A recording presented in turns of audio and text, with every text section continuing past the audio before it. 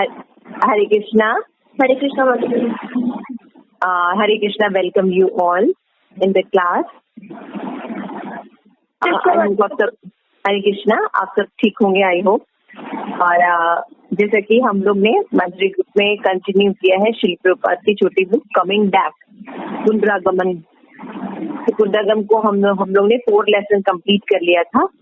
और उसमें जैसे कि हमने किया था कि जो पुनरागमन का जो सिद्धांत है या पुनर्जन्म होता है या नहीं होता, इसको हमने सारा देखा कि फिलोसॉफिकल अंडरस्टैंडिंग जैसी विश्व भर में जिसमें शिल प्रभुपाद ने को इस्टेब्लिश किया कि कैसे होता है पुनरागमन का सिद्धांत, क्योंकि हम शरीर नहीं आत्मा है और आत्मा जो है वो देहांतरण करता है, लेकिन आत्मा की मृत्यु कभी नहीं होती।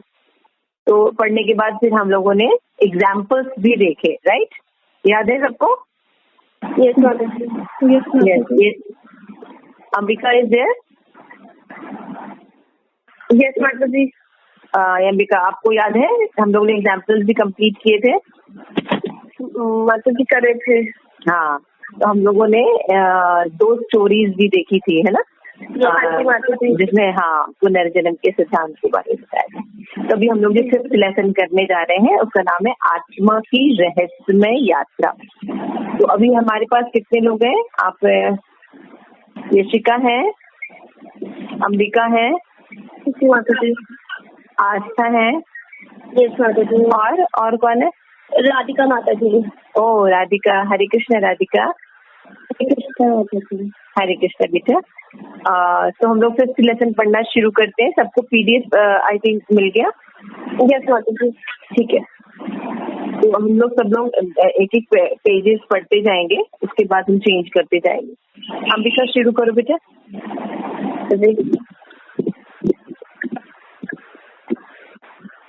आत्मा की रहस्यमय यात्रा। कृष्ण कृपा मूर्ति श्री श्रीमद AC भक्ति वेदांत स्वामी प्रभुपाद के लेखकों से उदाहरण। एक जीवन समय की एक खोज मात्र है। अनादिकाल से जीवात्मा जीवन की विविध योनियों में और विभिन्न लोकों में लगभग निरंतर यात्रा करता रहा है। भगवद गीता में इस प्रक्रिया की व्याख्या की गई है। माया के प्रभाव से मोहित होकर प्रत्येक जीवात्मा भौतिक शक्ति द्वारा दिया गया शरीर रूप वाहन पर चढ़कर सारे ब्रह्मांड में भटक रहा है। भौतिक जीवन में कर्म और उसके फल की एक श्रृंखला है। ये कर्म और कर्म फल की एक लंबी फिल्म रील की चरखी है और इस कर्म फल के प्रदर्शन में एक जीवन मात्र क्षणिक गोंद है। जब बालक पैदा होता है तब यह समझा जाना चाहिए कि उसका विशिष्ट प्रकार का शरीर एक नए कर्म संग्रह का प्रारंभ है, और जब कोई वृद्ध मरता है तो ये समझ जाना चाहिए कि कर्म फलों का एक संग्रह समाप्त हो गया है। श्रीमद् भागवतम।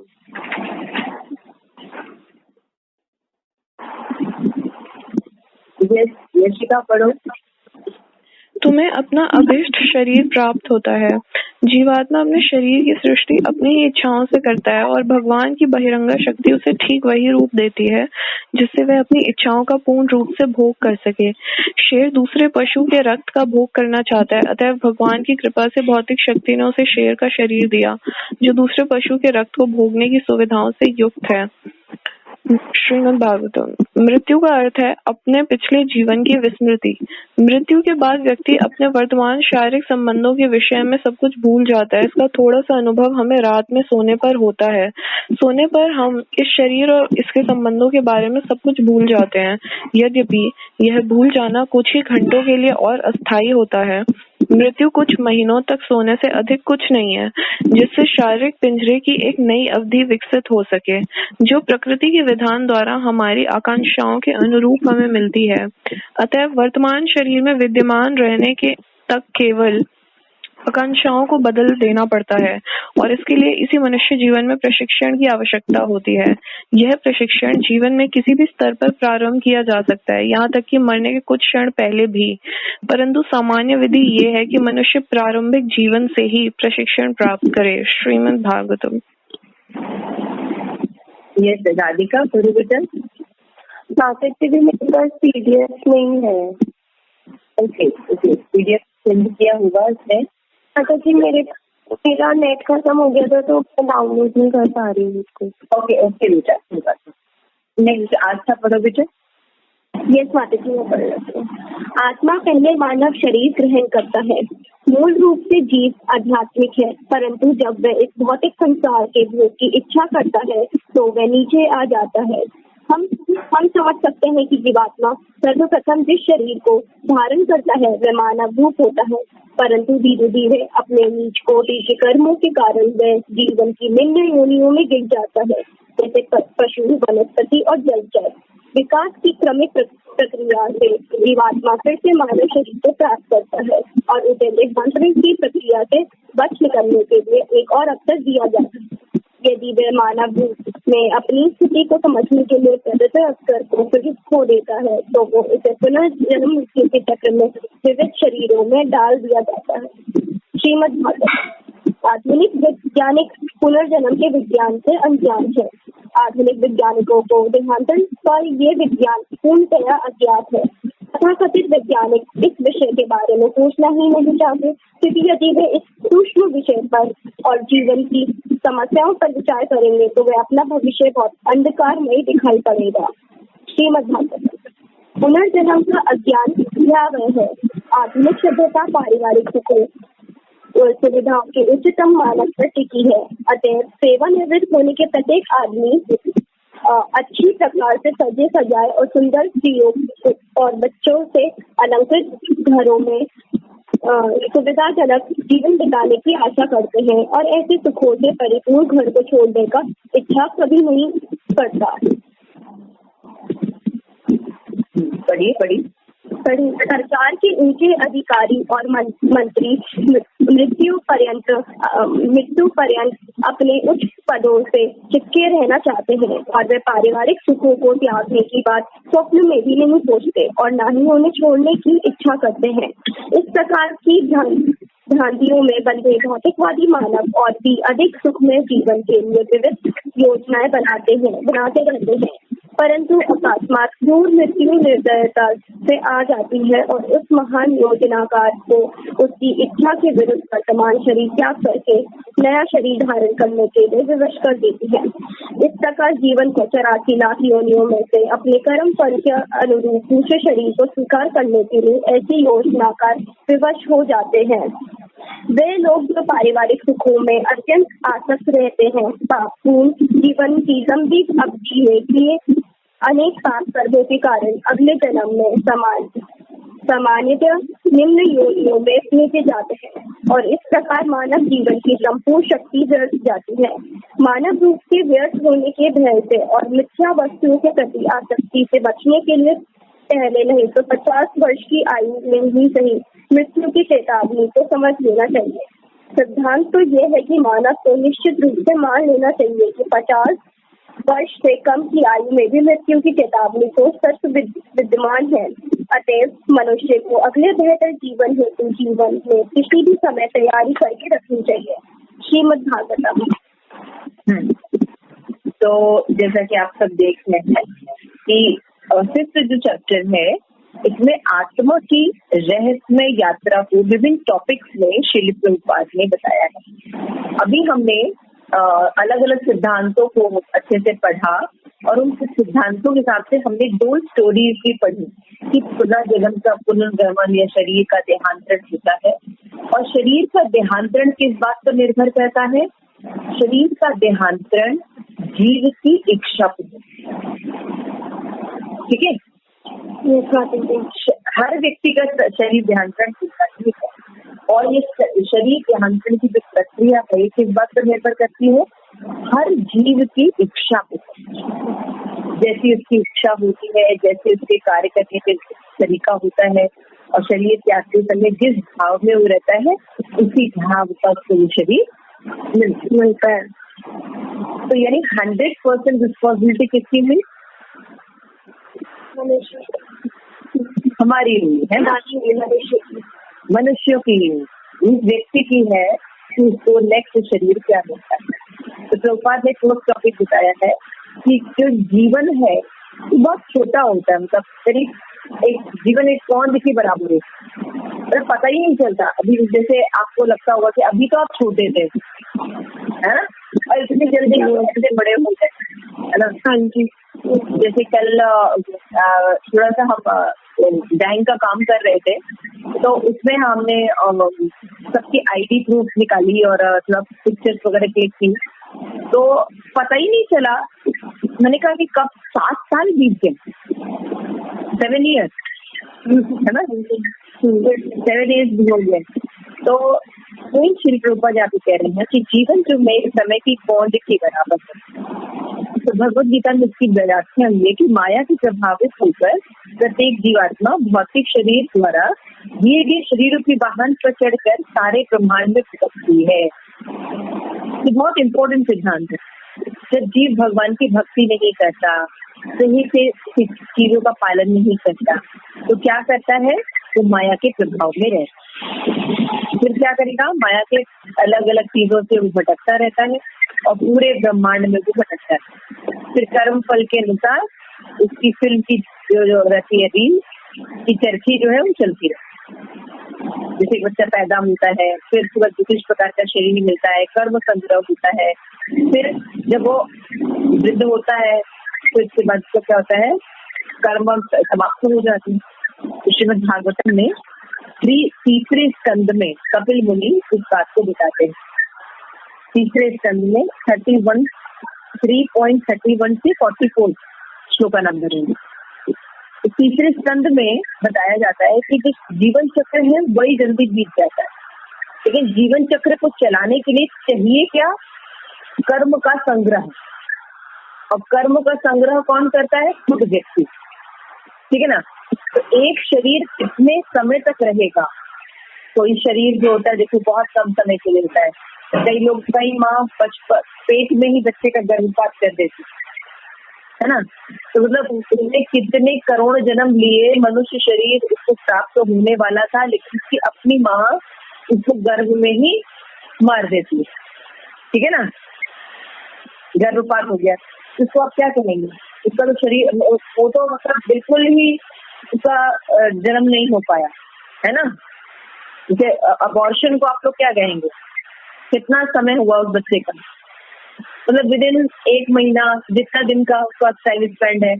कई लोग 1 महीने में कराते हैं, कई लोग 2 महीने में कराते हैं, कई लोग 3 महीने में करा देते हैं अबॉर्शन, है ना।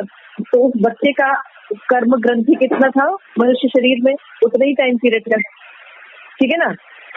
तो उसकी ये गति कैसे होती है ना, इतने 84 लाख वस्त्र बदलने के बाद ही श्रेष्ठ मनुष्य शरीर मिलता है और मिलने से पहले ही उसकी मृत्यु हो जाए, है ना। तो कैसे होता है, जब हम शास्त्र में बताया गया है कि जब हम ऐसे खाद्य पदार्थ को खाते हैं, ऐसी हत्याएं करते हैं, तो हमको भी उसका रिवेंज मिलता है। जैसे हम अंडा खाते हैं, एग, संडे हो या मंडे, रोज खाओ अंडे। तो अंडा मतलब क्या होता है कि वो जीव अभी पैदा होने वाला है, उससे पहले हमने उसको मार के खा लिया। तो आपने ये कर्म किए हैं या हम कोई भी वो कर्म किया है, तो उसका रिजल्ट तो मिलेगा। हमने पढ़ा था ना कि जैसा एक्शन होता है वैसा रिएक्शन। यही बता रहे हैं श्री प्रभुपाद कि समय की एक बॉन्ड के बराबर, विद इन सेकेंड में सारा जीवन बीत जाता है।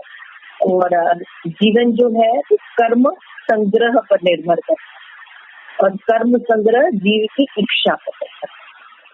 फिर उसके बाद श्री प्रभुपाद बताते हैं कि तुम्हें अपना अविशिष्ट शरीर प्राप्त होता है। श्रीमद् भागवतम के दूसरे स्कंद के 9वें अध्याय का दूसरा श्लोक है, इसमें बताते हैं कि जीवात्मा जो है खुद अपने शरीर की सृष्टि करने के लिए जिम्मेदार है। वो जिस तरह की इच्छा करता है, उस तरह से जो बहिरंग शक्ति है या माया शक्ति है, वो उसको अलग अलग इच्छा पूर्ति करने के लिए शरीर धारक हो। एग्जाम्पल बताया है, कोई व्यक्ति दिन भर खून पीना चाहता है, मांस खाना चाहता है, तो भगवान कहते हैं जिसके लिए मनुष्य शरीर की जरूरत है, शेर बन जाओ। तो प्रकृति उसको कौन सा शरीर दे देती है, शेर का शरीर है, कि जिसमें वो खूब मांस खाता है और दिन भर लोगों की हत्या करता रहता है। तो इस तरह से ये आत्मा जो है इसके सिद्धांत होते हैं, और ये सब सिद्धांत कहाँ बताया जा रहा है, श्रीमद् भागवतम में बताया जा रहा है। और श्रीमद् भागवतम स्वयं भगवान ने बताया है ना, समझ रहे हैं। तो आत्मा का जो प्रभुपाद यहाँ पे बातें बता रहे हैं उसको सिद्धांत के रूप में बता। इसके बाद श्री प्रभुपाद ने अगेन श्रीमद् भागवतम का एक श्लोक दिया, ये भी दूसरे स्कंद के पहले अध्याय का 15वां श्लोक है। उसमें बताते हैं कि मृत्यु का मतलब क्या होता है। तो मृत्यु का मतलब होता है कि हमें पिछला सारा जीवन है उसके बारे में भूल जाए, स्मृति।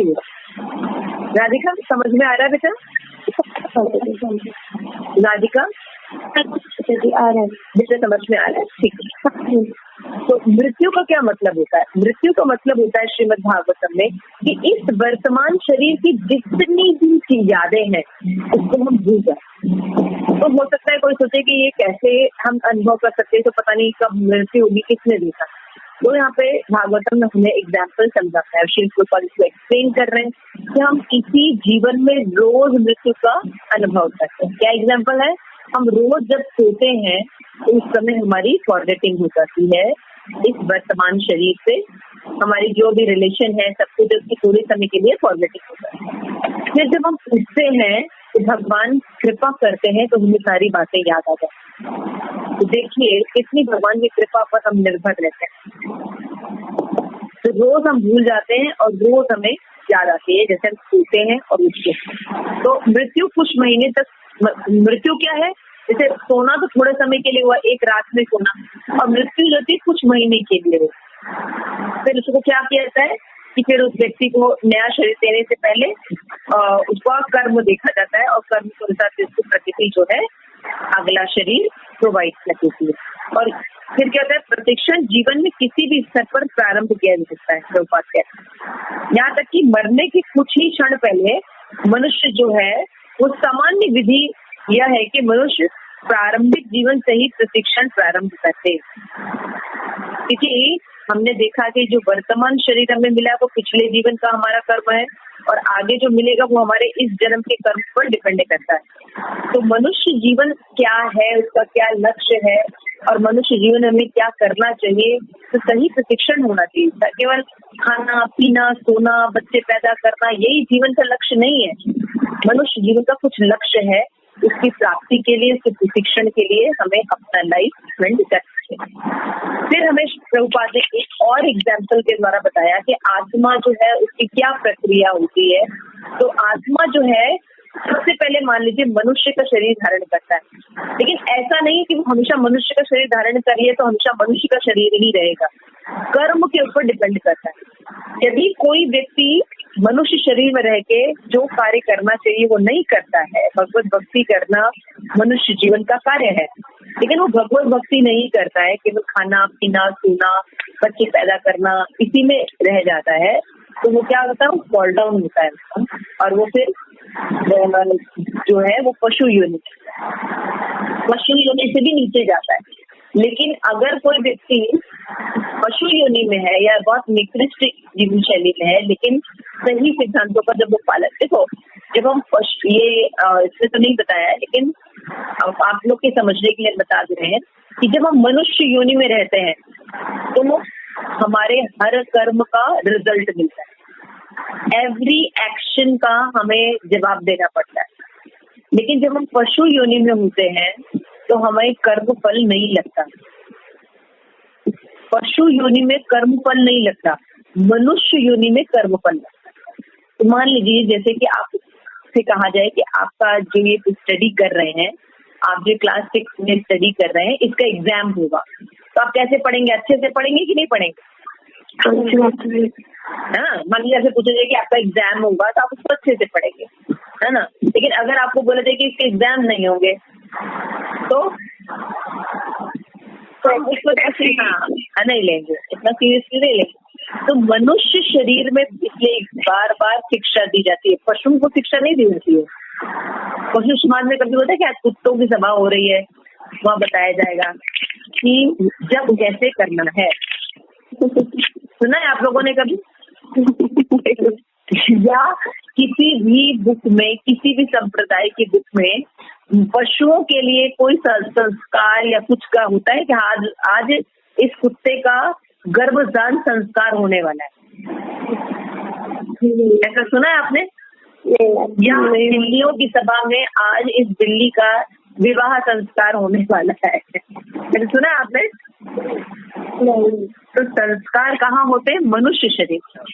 और मनुष्यों को हर राय या बार बार भगवत भक्ति की शिक्षा क्यों दी जाती है? क्योंकि मनुष्य शरीर में कर्म का रिजल्ट मिलता है, इसलिए। और बाकी पशु योनि में से बहुत से लोग होते ना, अपनी तुलना शेर से करते हैं। अरे देखा है कभी शेर ने मुंह धोया है ना? सुना है आप लोगों ने? सुना है माता जी। लोग बहुत तुलना करते हैं। देखा है, शेर भी तो खाता है मांस, तो लोगों को शिक्षा नहीं है। शेर जो है वो पशु है, शेर को मुंह धोने की जरूरत नहीं है क्योंकि वो पशु है। तो क्या आप भी मनुष्य शरीर में होके पशु हैं? नहीं, आप मनुष्य हैं। जैसे सभ्यता होती है, एक संस्कृति होती है कि मनुष्य शरीर में जब एक लड़का और लड़की कोई भी रिलेशन करते हैं या कोई भी संबंध करते हैं तो गोपनीय रखा जाता, मतलब सबके सामने नहीं करते। किसिंग करना, आलिंगन करना या कोई भी करना, वो सबके सामने नहीं करते हैं। उसके लिए संस्कार बनाए गए है ना, कि नहीं सबके सामने नहीं, अपना एकांत में आपको ऐसे कार्य करने चाहिए। लेकिन एक जो फैशन कल्चर में बताया जाता है या मॉडर्न कल्चर में बताया जाता है कि सबके सामने जब खुले में बिल्कुल करेंगे, हम किसिंग सीन करेंगे या कोई प्रदर्शन करेंगे तो उसको बहुत मॉडर्न माना जाता है ना। तो खुले में पशु करते हैं, कुत्ता बिल्ली रास्ते में लगे रहते हैं, एक छिपकली कहीं भी लगे रहते हैं, है ना। तो क्योंकि सभ्यता इतनी गिर जाती है और वो उन्हीं के संग रहते हैं, इसलिए उनको मनुष्य शरीर की संस्कृति नहीं पता। तो वो क्या सोचते हैं, विदेश के लोग ज्यादातर कोई सभ्यता होती नहीं है और वो संग किसका करते हैं? पशुओं का संग करते हैं। और वो पशुओं को क्या करते हुए देखते हैं? किसी भी समय कुछ भी करते रहते हैं सबके सामने। तो वो उसको अपनाते हैं और सोचते हैं कि this is the ideal of man या ह्यूमन सोसाइटी। इसको एक आइकॉन की तरह प्रेजेंट किया जाता है। और आज तो बिल्कुल नंगा नाच है, तो मतलब ही नहीं है। अगर कोई व्यक्ति प्राइवेट रहता है उसको बेवकूफ कहा जाता है। लेकिन शास्त्र बताते हैं लज्जा जो है ये स्त्री का आभूषण है। स्त्रियां सुंदर कब लगती हैं? जब वो लज्जाशील होती है ना। तो मनुष्य को या इंसान को जो जीवन जिनको मिला है उनको ये सब चीजों से बचना चाहिए। क्यों? क्योंकि अगर कोई व्यक्ति नंग धड़ंग कपड़े पहनता है ना, तो पनिशमेंट है, इसकी नरक है, पेड़ बनता है। वो भगवान कहते तुमको नंगा ही रहना है तो मनुष्य शरीर की क्या जरूरत है? पेड़ बन जाओ, दिन भर नंगे खड़े रहो। समझ आ रहा है? तो अगर हम इस तरह की हरकतें करते हैं, इस तरह के व्यभिचार करते हैं, तो उसके लिए पनिशमेंट है। इसका मतलब ऐसा नहीं करना चाहिए, लेकिन अच्छी चीजों का प्रचार होता ही नहीं, हमेशा गलत चीजों का प्रचार। इसलिए आप लोगों को, हम सबको श्रील प्रभुपाद ने नॉलेज दिया है, संस्कार दिए हैं और श्रीमद् भागवतम से एग्जाम्पल्स बता रहे हैं। इसमें तो श्रील प्रभुपाद ने तक नहीं बताया जो मैं आपको डिटेल्स बता रही हूँ, लेकिन श्रीमद् भागवतम इसके बारे में यही डिटेल्स लिखा हुआ है जो मैं आपको कुछ चीजें बता रही हूँ। तो आत्मा जो है पहले मनुष्य शरीर धारण करता है, लेकिन कर्म बस अगर वो सही कार्य नहीं करता जो मनुष्य शरीर में करने चाहिए तो फॉल डाउन हो जाता है और वो क्या बन जाता है? पशु बनता है। उसके बाद अगर वहां पे भी मतलब नहीं है तो उससे भी ज्यादा नीचे फॉल डाउन होता है, वनस्पति बन जाता है। और एक चीज और ध्यान रखिएगा, मनुष्य शरीर में फॉल डाउन जब होता है नीचे की तरफ, तो नीचे की तरफ जाने पर हमें पूरा साइकिल पूरा करना पड़ता है। समझ में गया? एक कोश की जीव, फिर बहु कोश की जीव, फिर एक पैर वाला, फिर दो पैर वाला, फिर चार पैर वाला, यू नो, जो क्रम नहीं है पूरा साइंटिफिक, वो पूरी योनि 84 लाख योनि कंप्लीट करनी पड़ती है तब मनुष्य शरीर मिलेगा। ये आपको ध्यान रखना पड़ेगा। और मनुष्य योनि से सीधे भगवत धाम जाया जाता है। सोच के देखिए। तो अगर हम नीचे गिरते हैं, तो अगर हमको वापस ऊपर उठना है तो हम ऐसा नहीं कि मान लीजिए हम पेड़ बन गए, पेड़ योनि में आ गए अपने कर्मों के कारण, तो पेड़ योनि के बाद हमें पूरा चक्र 84 लाख का पार करना पड़ेगा। ऐसा नहीं कि पेड़ योनि के बाद हम मनुष्य फिर से बन जाएंगे, ऐसा नहीं होता। ठीक है, ये बात समझ में आई आप लोग को?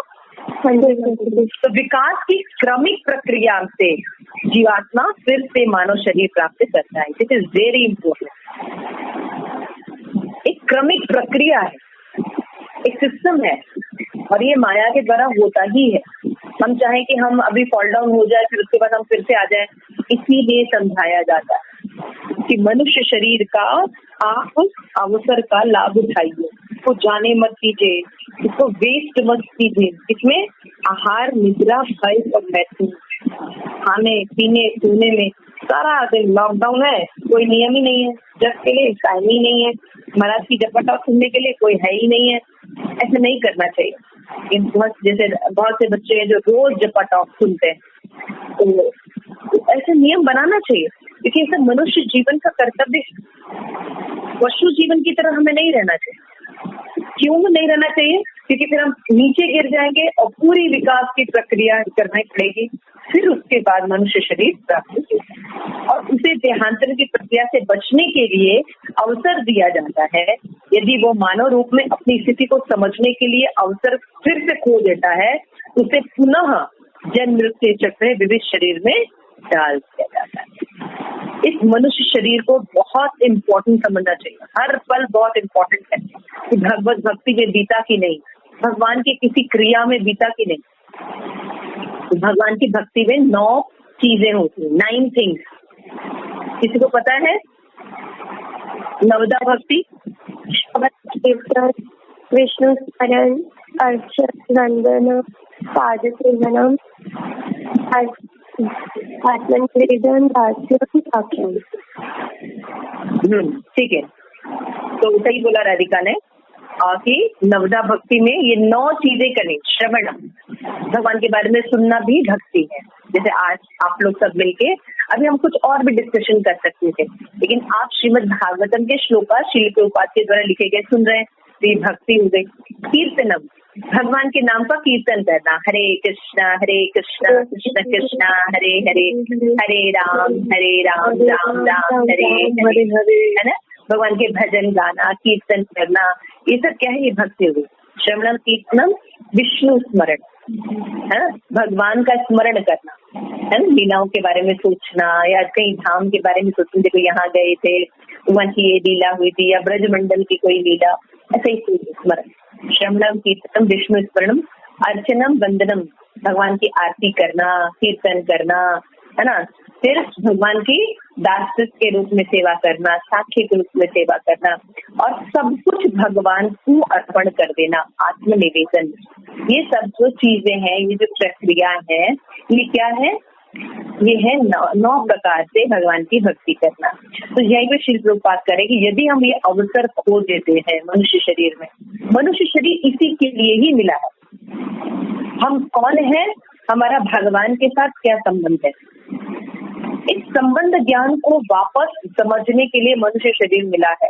लेकिन इसको नहीं करके जो सारा दिन हम नेट में, मोबाइल में, टीवी में, इनमें अपना टाइम वेस्ट कर देते हैं, सोने में या खाने में सारा समय हम वेस्ट कर रहे हैं, तो सोचिए आप एक सुंदर मनुष्य शरीर खो रहे हैं, और वापस अगर आपका फॉल डाउन होगा तो पूरी प्रक्रिया को पालन करनी पड़ेगी 84 लाख, और उसमें कई हजार वर्ष लगते हैं। 1-2 दिन का नहीं होता है ना? तो ये सब सोचना चाहिए कि मनुष्य शरीर जो है हमें किस लिए मिला है। ये भी श्रीमद् भागवतम के 4 स्कंद में बताया गया। फिर श्रील प्रभुपाद कहते हैं लेकिन इतना इम्पोर्टेंट है, लेकिन जो आधुनिक समाज है, ये जो मॉडर्न सिविलाइजेशन है, इसमें जो साइंटिस्ट लोग हैं, ये बातें, सारी बातें बहुत अच्छे से बताते हैं, लेकिन जो इम्पोर्टेंट नॉलेज है यही नहीं देते हैं कि हम कौन है, हमारा पुनर्जन्म होता है कि नहीं होता है, आत्मा क्या है, शरीर कैसे धारण किया जाता है, इस बारे में कोई भी नॉलेज उनके पास नहीं है। उनके पास ये नॉलेज है कि पृथ्वी इन तत्वों से बना हुआ है, ऐसे बना है, कैसे हम और अच्छे से इंद्रिय तृप्ति कर सकते हैं, ये सारा नॉलेज उनके पास है। लेकिन जो नॉलेज होना चाहिए वो नॉलेज उनके पास नहीं है। श्री प्रभुपाद कहते हैं कि वैज्ञानिकों को पता भी नहीं कि देह अंतरण यानी देह का अंतरण कैसे होगा। एक शरीर की जब में से जब शरीर त्याग होता है तो शरीर के बाद उस आत्मा का क्या होता है, या इस शरीर के पहले उस आत्मा का क्या अस्तित्व था, इसके बारे में कोई जानकारी नहीं। तो हम लोग कितने भाग्यवान हैं कि हम लोग ने भारत भूमि पर जन्म लिया कि इन सब सिद्धांतों के बारे में बचपन से हमें बताया जाता है। और उस पर से भी हम भाग्यशाली हैं कि अगर हमने किसी वैष्णव परिवार में जन्म लिया, हमारे माता पिता अगर वैष्णव है तो कितना हमें उनके प्रति आभारी होना चाहिए कि हमें ये सब चीजें पहले से ही पता है। श्री प्रभुपाद कहते हैं वैज्ञानिक इस विषय में सोचना भी नहीं चाहते, क्योंकि यदि वे सूक्ष्म विषय पर और जीवन की समस्या पर विचार करेंगे तो अपना भविष्य बहुत अंधकार में दिखाई देने लगा, है ना।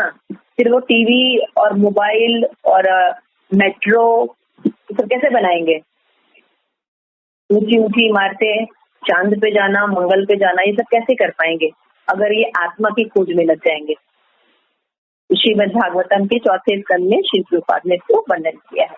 उसके बाद हमने ये पढ़ा कि पुनर्जन्म का जो अज्ञानता है, इसी मतलब मान लीजिए हम पुनर्जन्म के बारे में नहीं जानते, प्रभुपाद कहते हैं जो अज्ञानता है, इग्नोरेंस है कि हम पुनर्जन्म के सिद्धांत को नहीं समझ रहे हैं, ये बहुत ही भयानक दशा है।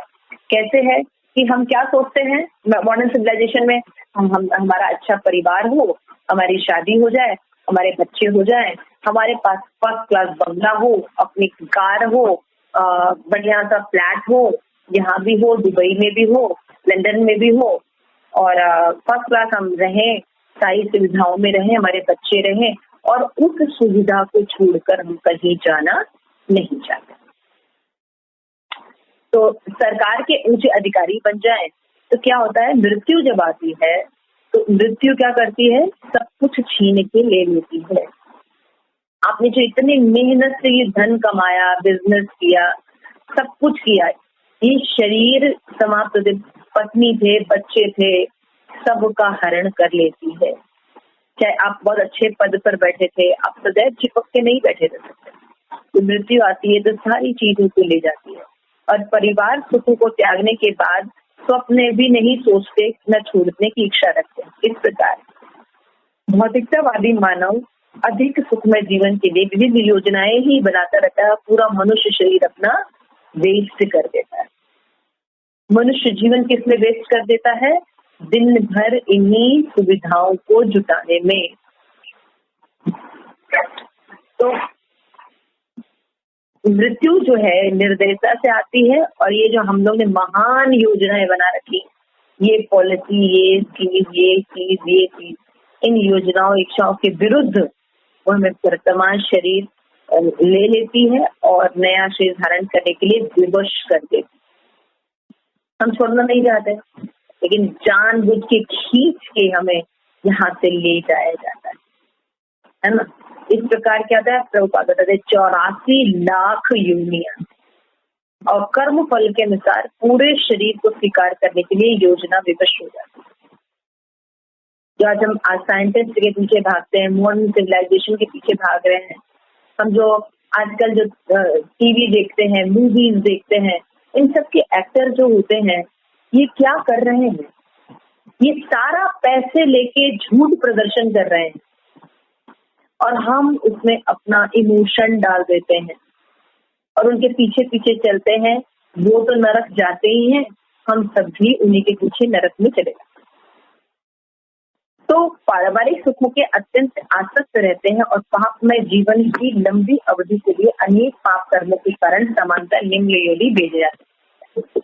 अगर हम तो पाप करते नहीं, तो आप सोचिए, जैसे परिवार में पापा आज हम ना पिज्जा में हॉट डॉग खाएंगे, वो ऑर्डर करते हैं, है ना।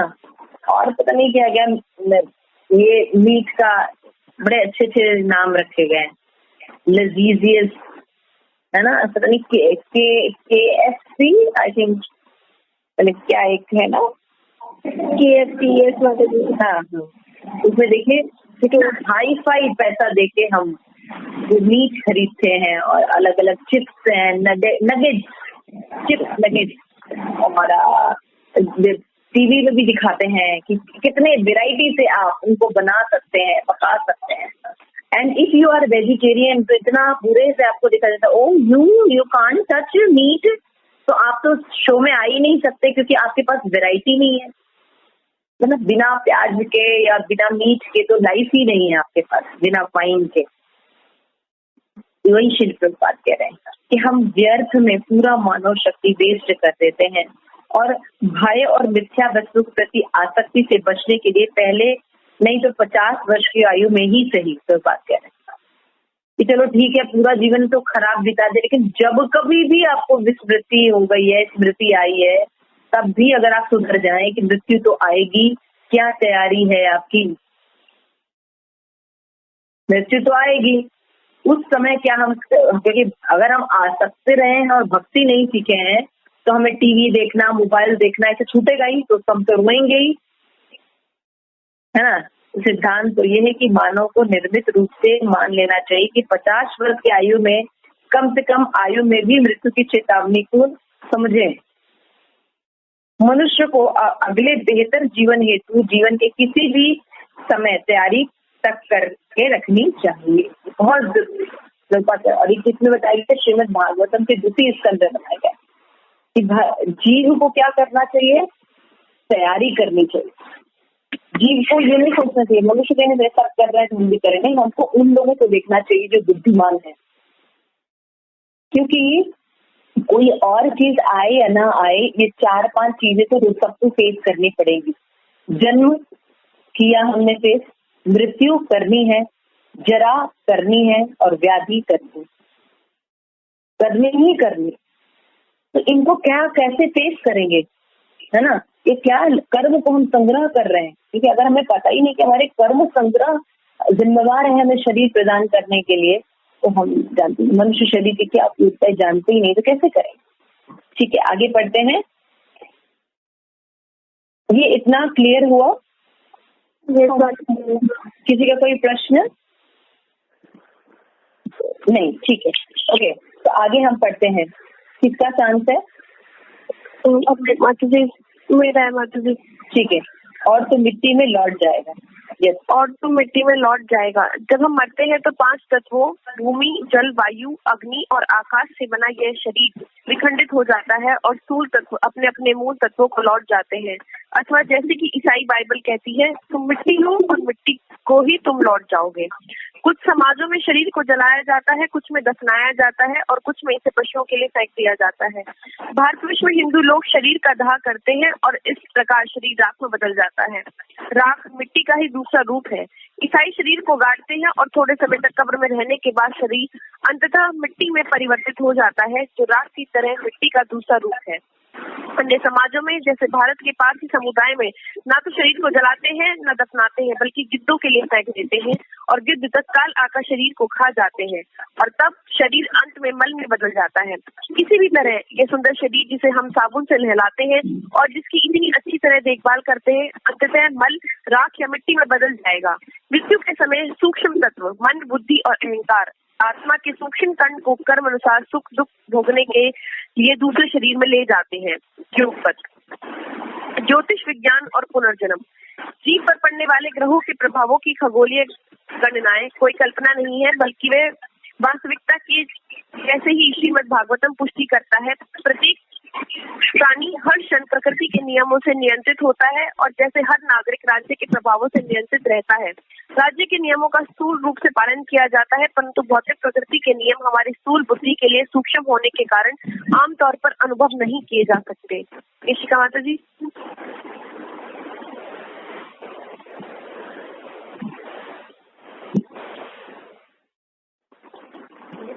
यशिका माता जी, आप रीड कर लीजिए। सॉरी, म्यूट पे था, सॉरी।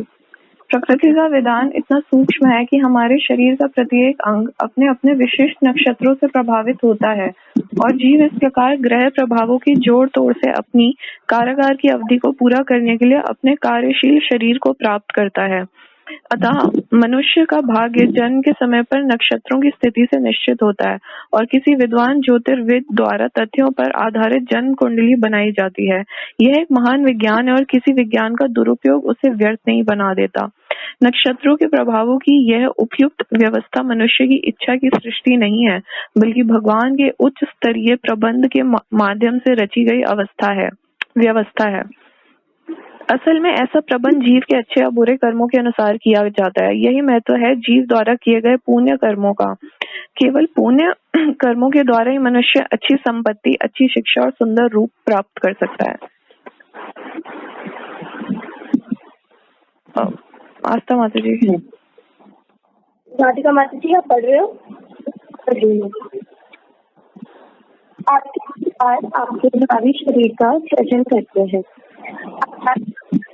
विद्यमान है यह तथ्य टेलीविजन के प्रसारण द्वारा आधुनिक विज्ञान सिद्ध कर चुका है, जिसके माध्यम से चित्र आकाश तत्व क्रिया द्वारा एक स्थान से दूसरे स्थान को भेजे जाते हैं।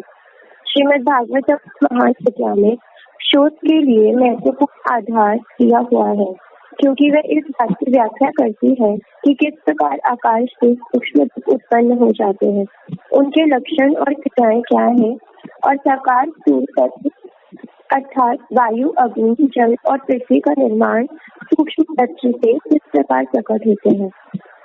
मानसिक अथवा मनोवैज्ञानिक क्रियाएं जैसे विचार, अनुभूति और संकल्प भी आकाश के स्तर पर होने वाली क्रियाएं हैं। भगवद गीता के कथन की पुष्टि करने के समय की मनस्थिति अगले जन्म के लिए आधार होती है। भागवतम में भी कई स्थलों पर मिलती है। जैसे अवसर मिलता है मानसिक टूट कर लेती है। कुछ लोग पुनर्जन्म क्यों स्वीकार नहीं कर सकते? मृत्यु के बाद जीवन है और साथ ही यह भी संभावना है बार बार होने वाले जन्म मृत्यु के चक्र से अपने को मुक्त कर सकता है और अमरता प्राप्त कर सकता है। तो अनंत काल से हम शरीर के बाद दूसरे शरीर को स्वीकार करने के अभ्यस्त हो चुके हैं। हमारे जीवन के विषय में सोचना कठिन हो गया है जो सनातन है। भौतिक जीवन इतना कष्ट होता है कि यदि कोई यह भी सोच सकता है कि सनातन जीवन है तो वह जीवन श्रेष्ठ होगा। उदाहरणार्थ एक बीमार व्यक्ति जो कड़वी दवाई खा रहा है और बिस्तर पर पड़ा है और फिर डुलने में असमर्थ होने के कारण वही खाना पीना मलमूत्र त्याग कर रहा है, वह अपने जीवन को इतना असहनीय अनुभव कर सकती है कि वह सोचे मैं आत्महत्या क्यों कर लूंगी। इस प्रकार भौतिक जीवन इतना दुखपूर्ण होता है कि निराशा में कभी कभी अपनी पहचान को ही नकारने और वस्तु को शून्य बनाने की चेष्टा करता हुआ मनुष्य शून्यता या निर्विशेषवाद के दर्शन को स्वीकार कर लेता है। वस्तुतः शून्य हो जाना संभव नहीं है और इसकी आवश्यकता है। हम अपनी भौतिक स्थिति को पीछे का अनुभव करते हैं, परंतु जब हम इस भौतिक स्थिति से बाहर निकल पाते हैं तब हम सच्चे जीवन अर्थात सनातन जीवन को प्राप्त कर सकते हैं। कुछ वर्ष और बस कर्म इस शरीर को सुविधाजनक अथवा असुविधाजनक बनाने के लिए किए गए काम कार्यों का योग है। हमने सचमुच देखा है कि जब एक व्यक्ति मरणासन था, उसने अपने चिकित्सक से 4 वर्ष और जीवित रहने का एक अवसर देने के लिए प्रार्थना की, जिससे वह अपनी योजनाओं को पूरा कर सके। इसका मतलब ये हुआ कि जब वह मर रहा था तब वह अपनी योजनाओं के बारे में सोच रहा था। जब उसका शरीर नष्ट हो गया तो निसंदेह वह अपनी योजनाओं को मन, बुद्धि और अहंकार से निर्मित अपने सूक्ष्म शरीर के माध्यम से अपने साथ ले गया। इस प्रकार हृदय में परमात्मा के रूप में सदैव विद्यमान परम भगवान की कृपा से उसे दूसरा अवसर मिलेगा। अगले जन्म में परमात्मा की कृपा से मनुष्य को स्मृति प्राप्त होती है और पूर्व जन्म में प्रारंभ की गई योजनाओं को वह पूरा करना शुरू करता है। भौतिक प्रकृति द्वारा दिए गए वाहन पर चढ़कर और हृदय में स्थित परमात्मा द्वारा स्मरण कराए जाने पर अपनी योजनाओं को पूरा करने के लिए जीव सारे ब्रह्मांड में संघर्ष करता है। श्रीमद् भागवतम। शल्य चिकित्सा के बिना लिंग परिवर्तन। मृत्यु के समय जीव जो सोचता है उसी के अनुरूप से अगला जन्म पाता है।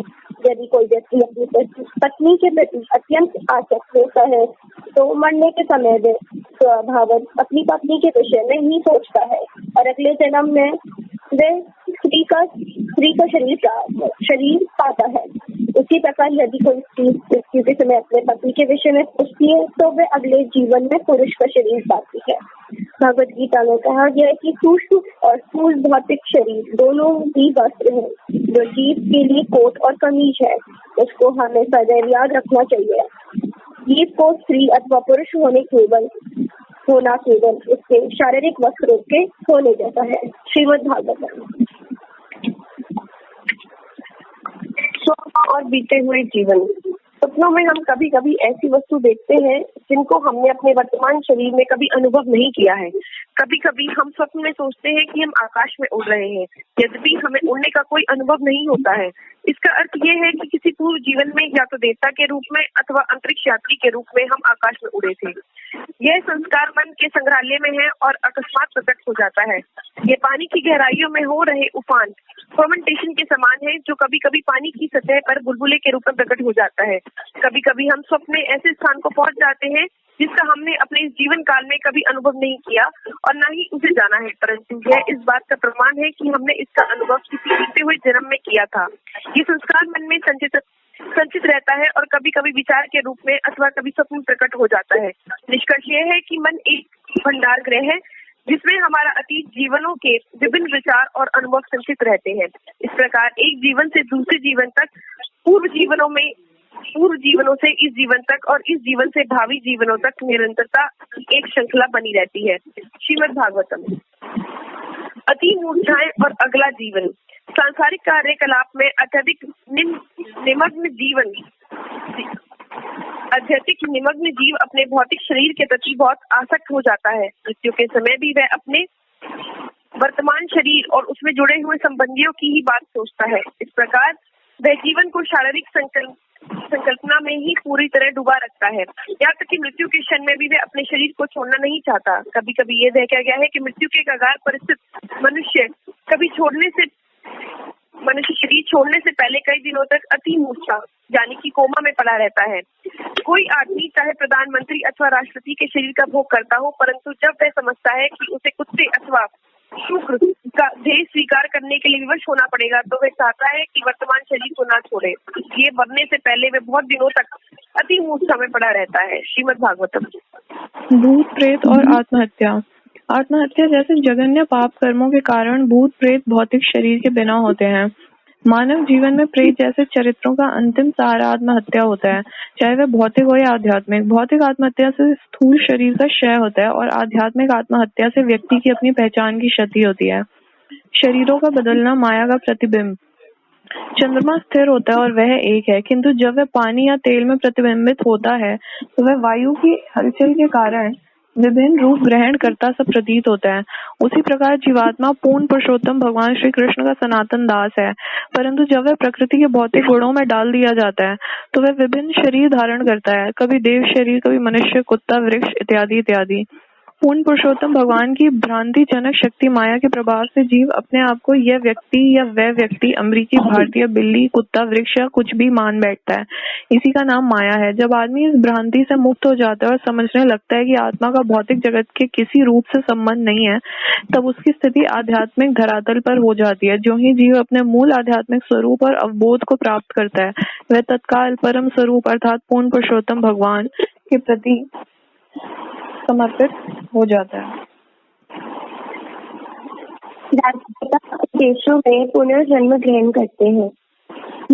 समय एक जीव चिंता करता है कि उसकी पत्नी और बच्चों का क्या होगा। उसी प्रकार राजनेता चिंता करता है कि उसके देश अथवा उस राजनीतिक दल का क्या होगा। एक राजनेता अथवा तथाकथित राष्ट्रवादी जो अपनी जन्मभूमि के प्रति अत्यंत आसक्त होता है, निश्चित रूप से अपना राजनीतिक जीवन समाप्त करने के पश्चात उसी से पुनर्जन्म लेगा। इन कर्मों से मनुष्य का अगला जन्म प्रभावित होगा। राजनेता इंद्र दृष्टि के लिए अत्यंत पापपूर्ण कर्म करते हैं। व्यक्ति हत्या कर देना राजनेता के लिए कोई असाधारण बात नहीं है। यदि राजनीति को अपनी तथाकथित देश में जन्म मिलता है तो भी उसे जन्म में गए अपने पाप कर्मों का फल भोगना पड़ता है। श्रीमद् भागवत का अर्थ है किसी जीव के जीवन की प्रगति में बाधा न पहुंचाना। आत्मा शरीर मारे जाने पर भी कभी नहीं मारा जाता, अतः मारने में बुराई नहीं है। पर्याप्त मात्रा होने के बावजूद भी लोग अब पशुओं को खाने के आदि हो चुके हैं। पशु खाने की आवश्यकता है। पशु देह से दूसरे में ध्यानकरण करके अपने क्रम विकास में आगे बढ़ रहे हैं। यदि किसी पशु को मारा जाता है तो उसकी प्रगति रुक जाती है। यदि अथवा वर्षों की निर्धारित अवधि के लिए रह रहा है और यदि उसके समय मार दिया जाता है तो उसे किसी दूसरी योनि उन्नति करने के लिए अपने शेष दिनों को पूरा करने तक के लिए फिर से उन्हें में लौटना पड़ता है। केवल अपनी बात की करना चाहिए। भगवद गीता लिखा है। विकास, योनियों के मार्ग से आत्मा की यात्रा। हम देखते हैं कि योनियां बहुत सारी है। इन योनियों के विभिन्न रूपों का उद्गम क्या है? कुत्ते का रूप, बिल्ली का रूप, वृक्ष का रूप, रेंगने वाले जीवों का रूप, कीड़ों का रूप, मछलियों के रूप। क्रमिक जैव विकास संभव है, परंतु फिर भी ये सारी विभिन्न योनियों एक साथ विद्यमान रहती है। मछली मौजूद है, मानव मौजूद है, शेर मौजूद है, हर जीव मौजूद है। ये किसी नगर में विभिन्न प्रकार के आवासों की तरह होता है। इनमें किसी एक में किराया देने के अपने सामर्थ्य के अनुसार आप निवास कर सकते हैं, परंतु फिर भी सभी प्रकार के आवास एक ही साथ विद्यमान रहते हैं। उसी प्रकार जीव को अपने कर्मानुसार इस शरीर रूपों में एक में रहने की सुविधा दी जाती है, परंतु क्रमिक विकास भी होता है। मछली के पश्चात विकास का अगला चरण होता है वनस्पति जीवन। वनस्पति जीवन के पश्चात जीव कीट शरीर में प्रवेश कर सकता है। कीट शरीर के पश्चात अगला चरण है पक्षी, तब पशु और अंत में जीवात्मा मानव रूप प्राप्त कर सकता है। मानव रूप में यदि वे समुचित योग्यता प्राप्त कर ले तो वे आगे विकास कर सकता है, अन्यथा उसे फिर विकास के चक्र में प्रवेश करना पड़ता है। इसलिए योनियों में ये मानव रूप जीवन के क्रमिक विकास का एक महत्वपूर्ण पड़ाव है। चेतना विलुप्त कड़ी। माया का भ्रम पेन जैसा है जो समुद्र में जब से मिल जाता है। न कोई माँ है, न पिता, न संबंधी। समुद्र फेन की तरह वे क्षण भंगुर हैं, और जैसे समुद्र में मिल जाता है, 5 तत्वों से बना हुआ ये मूल्यवान शरीर अदृश्य हो जाता है। कौन बता सकता है कि कितने क्षण भंगुर रूप इस देहात्मबद्ध आत्मा ने ग्रहण किए। तो ये एक बंगाली कविता है जिसे श्री प्रभुपाद ने लिखा है, इसको यहाँ पे मेंशन किया गया। तो कितना खूबसूरत, मतलब ये मुझे तो बहुत पसंद आया श्री प्रभुपाद ने जो ये आगे समझाया है। तो इसमें हम यहाँ से शुरू करते हैं कि बाइबल में कहा गया है कि तू मिट्टी है और मिट्टी में लौट जाएगा। तो बाइबल में भी ये बात कहा गया कि हमारा ये जो शरीर है ये 5 तत्वों से मिलकर बना है। तुम्हारे अंदर भी पृथ्वी, जल, अग्नि, वायु, आकाश है ना पाया जाता है, और बाहर भी हमको वाटर, अर्थ, ईथर है ना और आकाश पाया जाता है। तो हमारा शरीर जब इन चीजों से मिलके बना है, और शरीर जब हमारा त्याग होता है तो वापस पुनः इनमें डाल दिया जाता है। ठीक बात समझाते हैं कि जब हमारी मृत्यु होती है तो हमारे जिस संप्रदाय में हम बिलोंग करते हैं उसके हिसाब से हमारी अंतिम क्रिया होती है। हिंदू है तो हमें जलाया जाता है, मुस्लिम है, क्रिश्चियन है तो दफनाया जाता है, और अगर जैनीज है, बुद्धिज्म है तो हमें फेंक दिया जाता है। तो कई गिद्ध लोग आके इसको खा लें। लेकिन अल्टीमेटली 3 ही चीज होती है, या तो हम राख में परिवर्तित हो जाते हैं या मल में। तो जो ये शरीर को हम इतना सुंदर साबुन लगाते हैं, ये केमिकल लगाते हैं, है ना, ये वैक्सीन करते हैं, ये शरीर में हजारों करोड़ों रुपए के ड्रेसेस खर्च करते हैं, इसका एंड क्या है? मिट्टी में बदल जाना। राख हो जाना। This is the ultimate goal of this life. लेकिन शरीर तो समाप्त होता है, लेकिन आत्मा की मृत्यु नहीं होती। तो जैसे हमारा एक स्थूल शरीर होता है जो कि बाहर से दिखता है, ये पंच तत्वों से मिला होता है, उसी तरह से हमारा एक सूक्ष्म शरीर सबटाइल बॉडी भी होती है। ये 3 चीजों से मिलकर बना होता है। ये होता है मन, बुद्धि और अहंकार। प्रश्न कई बार पूछते हैं लोग मुझसे कि हमारी तो मृत्यु हो जाती है, तो आप बताते हैं कि अगर हम गलत काम करते हैं तो हमें जो है वो दुख उठाना पड़ता है, सजा मिलती है, नरक में जाते हैं। तो हमारी तो मृत्यु हो गई और शरीर हमारा पंच तत्व में विलीन होगा, तो दुख कौन उठाता है? यहाँ बताया जा रहा है आत्मा जो है क्योंकि वो शाश्वत है, लेकिन क्योंकि हमने ऐसा ज्ञान नहीं दिया भगवत प्राप्ति का या भगवत ज्ञान नहीं दिया, तो हमारा सूक्ष्म शरीर जो है वो जीवित रहता है। तो आप देखते होंगे, आपने फिल्में देखी होंगी, अगर इंडियन फिल्में देखी होंगी, देखा है कि जब व्यक्ति मृत्यु होती है तो एक ज्योति निकलती है ना? ज्योति निकलती है, आकाश में लीन हो जाती है। ऐसा देखा है आप लोगों ने? हाँ जी। कितने लोगों ने देखा है? सबने देखा है। लेकिन ऐसा नहीं होता। जो आत्मा है ये जब शरीर त्याग करता है, जैसे हमारी ये बॉडी है, उसी तरह सूक्ष्म शरीर की भी बॉडी होती है छोटी। तो जो अग्नि की तरह नहीं जाता, उसकी बॉडी होती है पूरी, समझ आ रहा है? तो जो सूक्ष्म शरीर की एक बॉडी होती है ना? जैसे आप सोचिए कि आपके पास शर्ट है, तो शर्ट का शेप क्या होता है? जो हमारी बॉडी का शेप होता है ना? अगर हम मनुष्य शरीर में है तो 2 हाथ होगा शर्ट में और आगे बटन होगा, ऐसा होगा ना? लेकिन मान लीजिए अगर बिल्ली का शरीर होगा तो शर्ट कैसा होगा? 4 उसके वो होंगे, है ना? क्यों? क्योंकि इसकी बॉडी का शेप ऐसा है। Got the point? उसी तरह मनुष्य शरीर का ये जो ढांचा है इसलिए है क्योंकि ये तो बाह्य जो हमको दिखता है, ये तो जैसे शर्ट की तरह है, क्योंकि आत्मा का एक आकार है, आत्मा की भी बॉडी होती है ना? उसी तरह उसी बॉडी पर सूक्ष्म शरीर की बॉडी बनती है, उसका भी आकार होता है, सेम ऐसे ही आंख, नाक, कान सब होता है। और उसी तरह इसके ऊपर का शरीर होता है, वो है स्थूल शरीर जो हमें दिखाई देता है।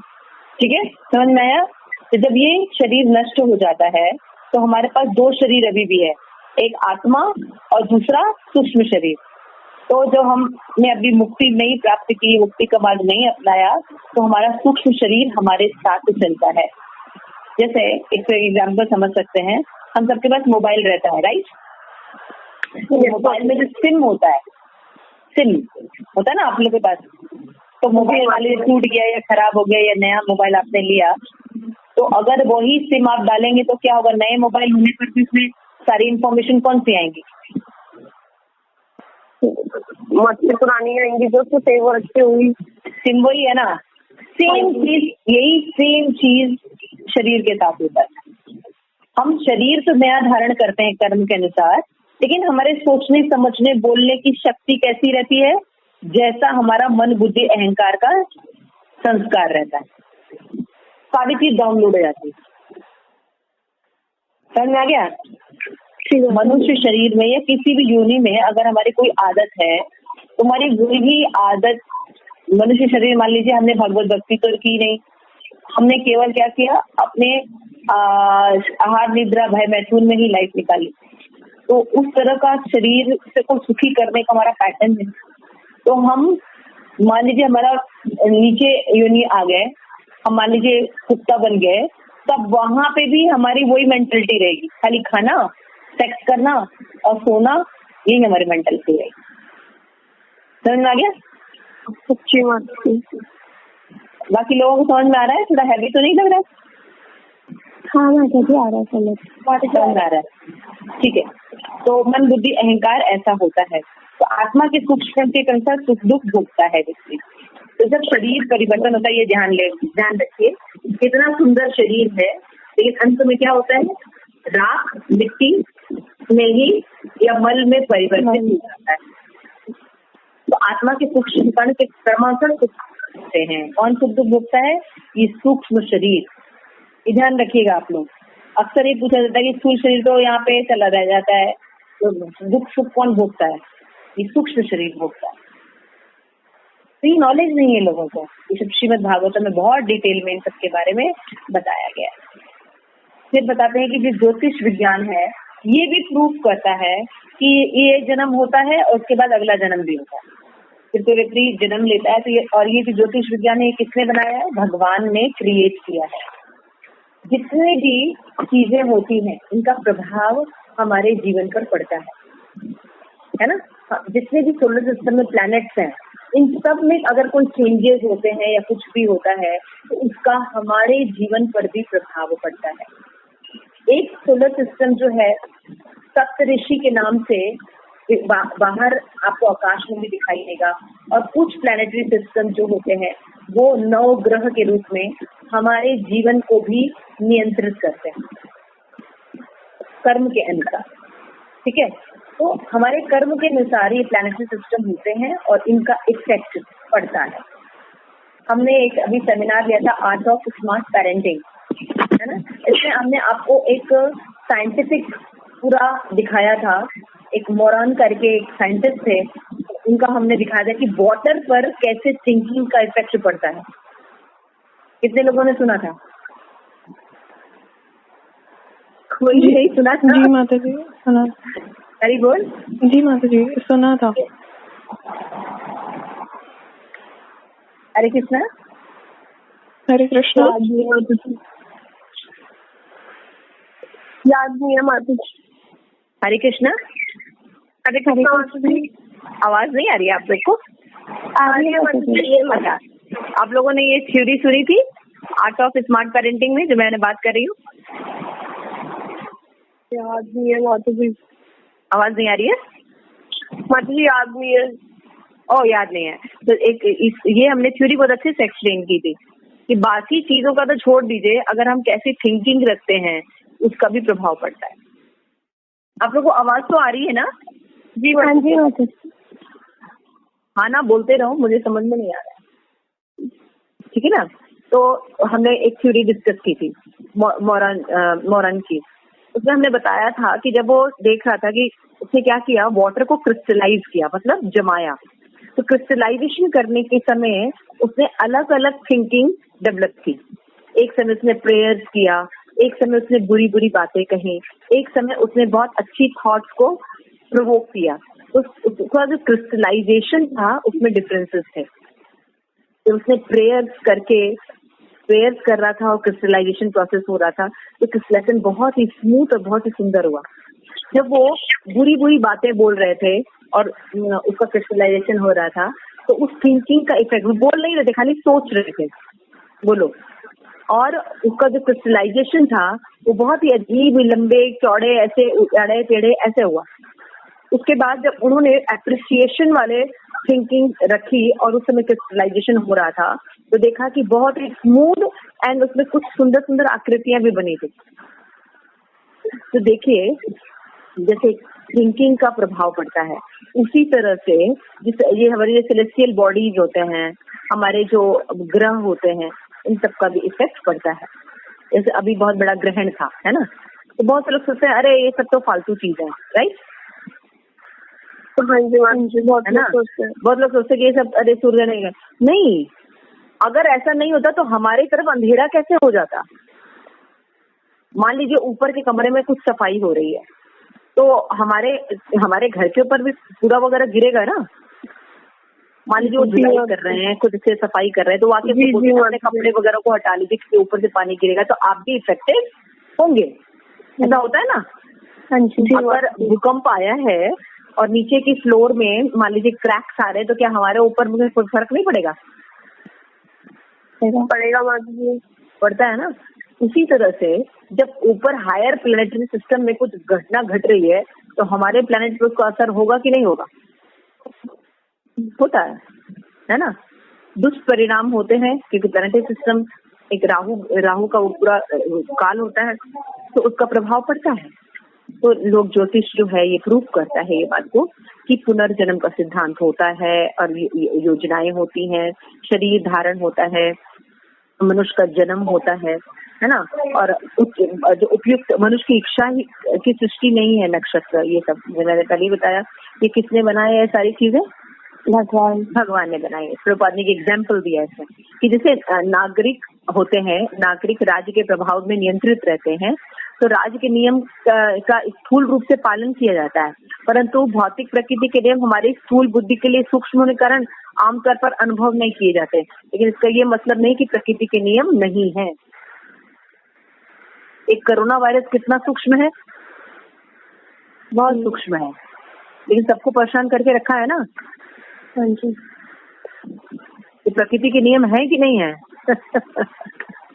है ना। हमें बाध्य होना पड़ता है करने के लिए, हम नहीं चाहते लेकिन हम बाउंड टू हैं करने के लिए। इसका मतलब ये है कि हमारे नहीं चाहने पर भी हमको लगता है कि we are free, but we are actually not free. हम प्रकृति के पूरे चंगुल में फंसे हुए हैं। उसी तरह से ज्योतिष विज्ञान भी कहता है कि देहांतरण होता है। तो जैसे बताते हैं मनुष्य का भाग्य जन्म के समय नक्षत्र की स्थिति होती है।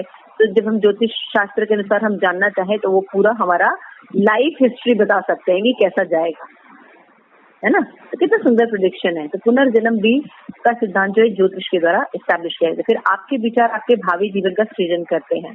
तो शिल प्रभुपाद बताते हैं कि जैसे आकाश में सूक्ष्म रूप विद्यमान है, तो आज तो देखा जाता है ना सैटेलाइट में, एक जगह अगर बॉयज है, चित्र है, तो उसको दूसरी जगह पहुंचाया जा सकता है ना। तो श्रीमद् भागवतम में बताया गया है कि आकाश में सूक्ष्म तत्व होते हैं और ये क्या करते हैं, वायु, अग्नि, पृथ्वी, ये सब रूप में प्रकट होते हैं। और मानसिक तथा मनोवैज्ञानिक क्रियाएं जैसे हमारे विचार होते हैं, संकल्प होते हैं, इन सब को आकाश मार्ग से एक शरीर से दूसरे शरीर में पहुंचा दिया जाता है, ठीक है ना। मरने के बाद हमारी मन स्थिति वही रहती है जो हमारी पुराने शरीर में रहती है। इसलिए भगवत भक्ति करनी चाहिए, अपने मन को संस्कार देने के लिए। कहीं तो चेकिंग लगे, है ना। क्योंकि कुछ लोग पुनर्जन्म को सिद्धांत को मानते ही नहीं। प्रभुपाद कहते हैं जिसे कहते हैं मृत्यु के बाद जीवन है और संभावना है कि बार बार मृत्यु चक्र में अपने मुक्त कर सकते हैं। तो बात कहते हैं ये सब मुक्त कर सकते हैं अपने आप को और अमरता को भी प्राप्त कर सकते हैं, है ना।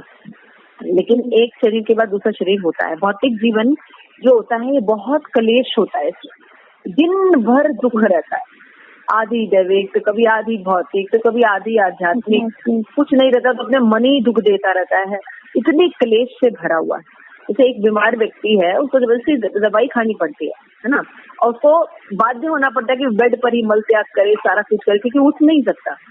तो वो वैसे सोच सकता है कि इस भयानक स्थिति को अच्छा है कि मैं आत्महत्या कर लूं। लेकिन प्रभुपाद यहाँ पे बता रहे हैं या तो लोग आत्महत्या कर लेते हैं या बहुत दुखी होते हैं तो कहते कुछ नहीं है दुनिया में, इतना दुख है, सब शून्य है। लेकिन हम या तो आत्महत्या कर लेना या शून्यवाद में चले जाना, ये निष्कर्ष नहीं है। अगर भगवान है, दुख मिल रहा है तो सहन करना चाहिए, है ना। क्योंकि महारानी कुंती की शिक्षाओं में ये बताया गया है। कुंती महारानी पर भगवान की भक्त होने के बावजूद कितने दुख थे।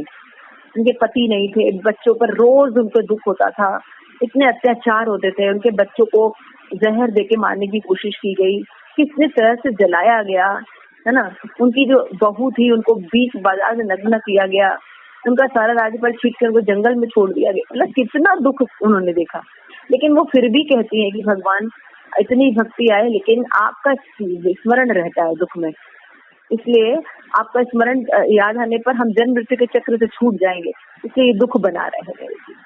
सोचिए, तो दुख का मतलब ये थोड़ी कि हम आत्महत्या कर लें या हर चीज को शून्य में एस्टैब्लिश कर लें। हमें भक्ति की ओर डटे रहना चाहिए। लेकिन कहते हैं कि जब हम अपनी इस भौतिक स्थिति से बाहर निकल जाते हैं तो सच्चे जीवन यानी सनातन जीवन को प्राप्त कर सकते हैं। दुखों से घबराना नहीं चाहिए। उसके बाद कहते हैं कुछ और वर्ष बस। जैसे एक व्यक्ति जो है मरणासन था, उसने चिकित्सा अपने डॉक्टर को कहा प्लीज ना, मुझसे मेरा इतने पास धन है तो इतना धन ले लो, मुझे बस 4 साल के लिए छोड़ दो, मैं ये करना चाहता हूँ। तो उसने कहा I can not do for 1 minute, 1 minute भी तुम्हारी अवधि नहीं बढ़ा सकता मैं। देखो कितना हम लाचार हैं, हमारा जितना है उतना ही रहेगा। तो बात कर रहे हैं कि जो उसका संस्कार होगा जो वो करना चाह रहा था वो शरीर में नहीं किया, लेकिन अगले शरीर में उसका मन बुद्धि गया होगा, फिर वो उसके माध्यम से पूरा करेगा। तो इसी तरह परम भगवान से कृपा करते हैं, हमें दोबारा अवसर देते हैं, जन्म होता है, शरीर प्राप्त होता है, फिर से हमें स्मृति देते हैं और फिर से हम वही काम करते हैं। सोचिए, इसी तरह भगवान बताते हैं कि हृदय में सिर्फ परमात्मा द्वारा स्मरण कराया जाता है और अपनी योजनाओं को पूरा करके ब्रह्मांड में संघर्ष किया जाता है। तो बता रहे हैं कि जो ऑपरेशन है, ऑपरेशन के द्वारा हम एक लिंग परिवर्तन करें, उसके बिना भी हम कर सकते हैं लिंग परिवर्तन। ये हमारा प्रूफ कहाँ मिलता है? श्रीमद् भागवतम में। कि हमारी आसक्ति अगर बहुत ज्यादा पुरुष में रहती है तो अगला शरीर हमें पुरुष का मिल जाएगा। अगर हमारी आसक्ति बहुत ज्यादा स्त्री शरीर में होती है, अपनी पत्नी से, अपने बच्चे से, अपनी प्रेमिका से होती है, तो हम और शरीर प्राप्त कर लेंगे, पुरुषों के भी स्त्री का शरीर प्राप्त कर लेंगे। ये नियम है। इन लोग सोचेंगे नहीं ऐसा नहीं होता, बस हम जब ऑपरेशन करेंगे तभी लिंग परिवर्तन होता है। नहीं, ऐसा नहीं है। ठीक है, और बीते हुए जीवन कि कभी कभी हम स्वप्न में देखते हैं कि हम आकाश में उड़ रहे हैं और अजीब अजीब सपने देखते हैं, जबकि इस जीवन में हमारा इससे कोई लेना देना नहीं होता है। इसका क्या मतलब प्रूफ होता है? इसका प्रूफ होता है कि हमारे कई अन्य योनियां भी थी, कई और जन्म भी थे जिसमें हमने ये काम किया था, इसलिए तो हमें अनुभव हो रहा है, क्योंकि हमने पढ़ा। क्योंकि शरीर तो नष्ट होता है लेकिन मन, बुद्धि, अहंकार का वो चित्त हमारे साथ चलता रहता है। तो इसलिए ये भी प्रूफ करता है कि मनुष्य का देहांतरण होता है, क्योंकि हम सपने में बहुत अजीब अजीब चीज देखते हैं जिसको हमने कभी देखा नहीं है। तो ये मन का संस्कार ही है। फिर देखते हैं कि अति मूर्छाएं और अगला जीवन, जैसे कॉमा में चले जाना। हम ये शरीर से इतने आसक्त रहते हैं कि मृत्यु का समय आ रहा है तो छोड़ना नहीं चाहते, हम लड़ते हैं, तो हम कहाँ चले जाते हैं? कॉमा में चले जाते हैं, है ना। कॉमा में जाते हैं और मूर्छा रहती है, लेकिन अंत में होता क्या है? मृत्यु तो आनी ही है, मृत्यु होती है। लेकिन जो कॉमा में जाना क्या होता है? कॉमा में जाते हैं वो व्यक्ति जो कि बहुत ज्यादा मटेरियल से आसक्त रहते हैं, जीवन को छोड़ना नहीं चाहते, तो संघर्ष चलता है। उनको मृत्यु यमराज के दूत आते हैं और जबरदस्ती निकाल के ले ही जाते हैं, क्या वो कितने भी आसक्त रहे। तो इसलिए कहते हैं कि जो थ्योरी है श्रीमद् भागवतम में ये बताई गई है कि भूत और आत्महत्याएं। तो बात बता रहे हैं कि जो आत्महत्या करना होता है, यानी आपको एक शरीर मिला है, एक उम्र है, एक चीजें हैं और आप उसको सुसाइड कर देते हैं। जब हम अपने शरीर में आत्महत्या कर लेते हैं दुखों के कारण या इन कारण, तो प्रभुपाद यहाँ पे समझाते हैं कि ये जो आत्महत्या करते हैं क्योंकि इन्होंने प्रकृति के नियम का उल्लंघन किया। इनको एक अच्छी बॉडी दी गई लेकिन इन्होंने उसको समाप्त कर दिया और आहार, निद्रा, भय, मैथुन, स्त्री संग में ही लगाया, इसी को लाइफ का गोल बनाया। तो ऐसे लोगों को दूसरा शरीर प्राप्त होने में टाइम लगता है। उतने समय के लिए वो क्या बन जाते हैं? भूत बन जाते हैं। भूत का क्या मतलब होता है? ये ऊपर का स्थूल शरीर नहीं होना, सूक्ष्म शरीर होना। ठीक है, समझ आ रहा है आपको? डेफिनेशन क्या होती है? सूक्ष्म शरीर होना। लेकिन सूक्ष्म शरीर जो है वो सेंस ग्रेटिफिकेशन नहीं कर सकता। मान लो उसको खाना है, स्त्री संग करना है, पुरुष संग करना है, तो उसके लिए क्या चाहिए? हमें मटेरियल सेंसेस शरीर चाहिए। इसीलिए सूक्ष्म शरीर जो है ऐसे शरीर में प्रवेश करता है जो लोग भगवत भक्ति नहीं करते, इनके गले में कंठी माला नहीं होती, जो हरे कृष्ण महामंत्र का कीर्तन नहीं करते, उस शरीर में ये स्थूल शरीर ढूंढते रहते हैं और उनके शरीर में प्रवेश करके वो अपनी इंद्रिय तृप्ति करते हैं, क्योंकि उनकी इच्छा होती है और उनको शरीर मिल नहीं रहा है, तो फिर वो ऐसा शरीर करते हैं। क्या एग्जाम्पल है इसका? श्रीमद् भागवतम में एग्जाम्पल है। जब पूतना जो थी छोटे बच्चों को मार रही थी, है ना, क्योंकि कंस ने बोल दिया था कृष्ण का जन्म हो चुका था, तो उनको पता नहीं था, तो जितने भी बच्चे पैदा हुए थे उन सब बच्चों को मार रही थी। लेकिन पूतना किस गांव में जाती थी और उन बच्चों को वध करती थी? जहाँ कहीं हरि नाम नहीं लिया जाता था। इसलिए जोर से बोलिए हरे कृष्णा कृष्णा हरे कृष्णा कृष्णा कृष्णा हरे हरे राम। लोग सोचते हैं कि हम लोग जो मॉडर्न नहीं है, गले में माला पहन देते हैं, तिलक लगा देते हैं, ये बेवकूफ है। एक्चुअल में वो बेवकूफ है। एक्चुअल में वो लोग बेवकूफ है, हम लोग बहुत सेफ है। ये भगवान के हाथ में है ना। तो शरीर का बदलना या माया का प्रतिबिंब, ये टॉपिक में बताया गया। चंद्रमा जैसे स्थिर होता है, लेकिन अगर मान लीजिए उसका हमको रिफ्लेक्शन देखें पानी में और वो पानी को हिला दे हम, तो चंद्रमा कैसे दिखाई देगा रिफ्लेक्शन में? रिफ्लेक्शन में चंद्रमा कैसा दिखाई देगा? अच्छा, मुझे टेढ़ा दिखाई देगा। तो क्या चंद्रमा टेढ़ा है? नहीं आती है। नहीं, चंद्रमा टेढ़ा नहीं। चंद्रमा अगर आप आकाश में देखेंगे तो गोल में अपना पूरा आकार में होगा, लेकिन प्रतिबिंब में वो कैसा दिखाई दे रहा है? हिलता हुआ दिखाई दे रहा है ना।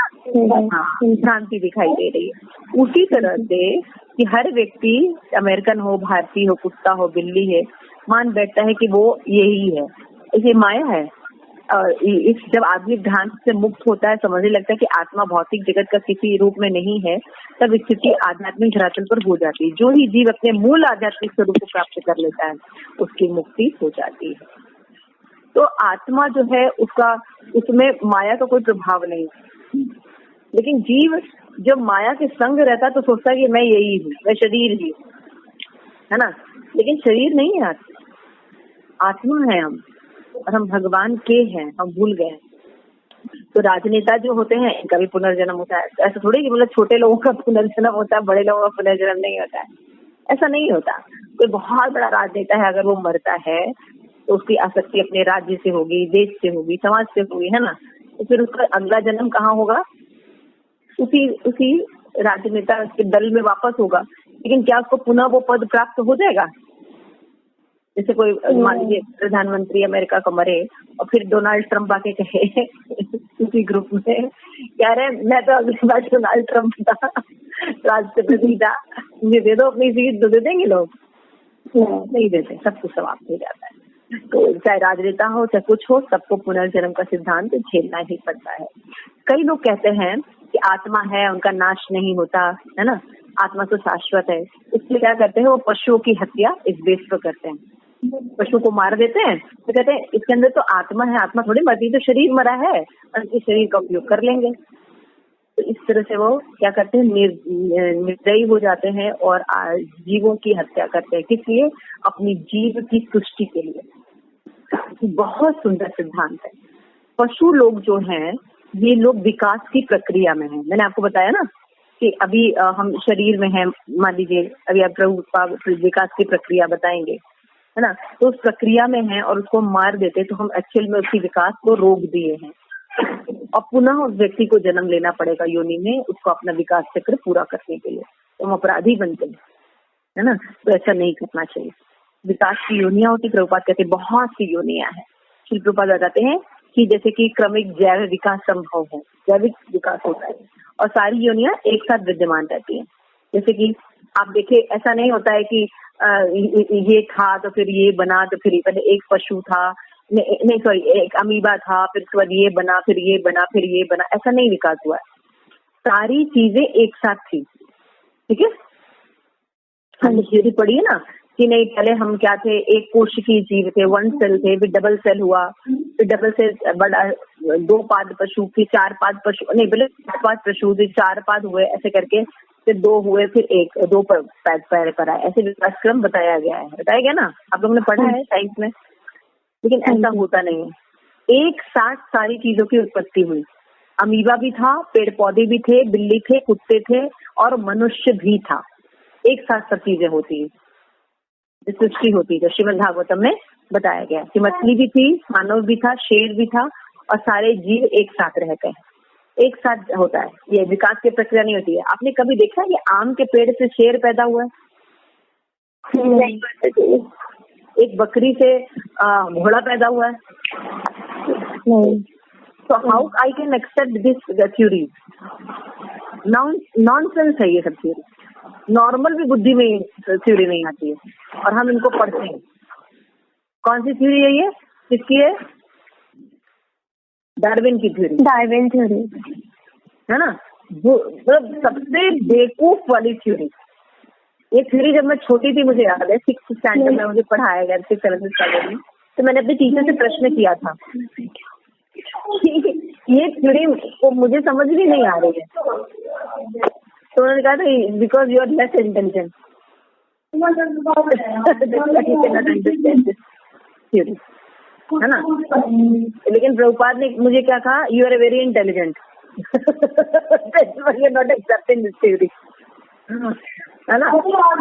ऐसा कैसे हो सकता है कि एक पेड़ से सारी चीजें निकल के आ जाए? ऐसा नहीं होता है।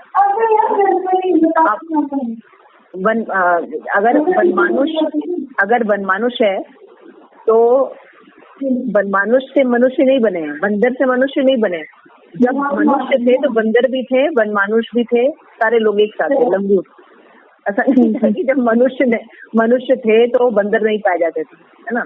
हमने रामचंद्र जी के उसमें देखा है कि जब रामचंद्र जी थे तो रामचंद्र जी भी थे, मनुष्य भी थे, रीछ भी थे, वानर भी थे, सब थे, एक साथ रहते थे।